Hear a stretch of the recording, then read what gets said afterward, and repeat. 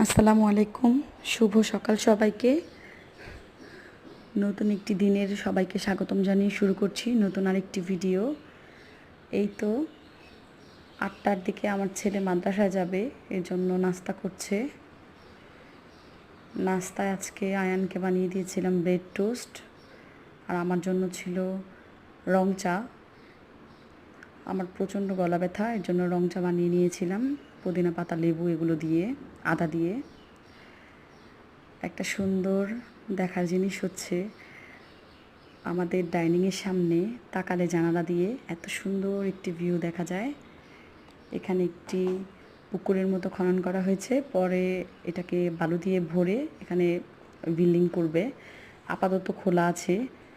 সুন্দর প্রকৃতির জিনিস দেখলে আসলে চোখেরও প্রশান্তি, খুব ভালো লাগে। এই তো মা ছেলের দিন শুরু। ছেলে মাদ্রাসায় চলে যাবে আর আমি রান্নাবান্নার সংসারের কাজ করব। আপাতত বিছানা গুছিয়ে নিয়েছি। এখন ঘরটর আবার ঝাড়ু দিতে হবে, ঠিক করতে হবে, সব এলোমেলো হয়ে আছে। এই তো সবাই ভালো থাকবেন। আল্লাহ হাফেজ। আমাদের জন্য দোয়া করবেন।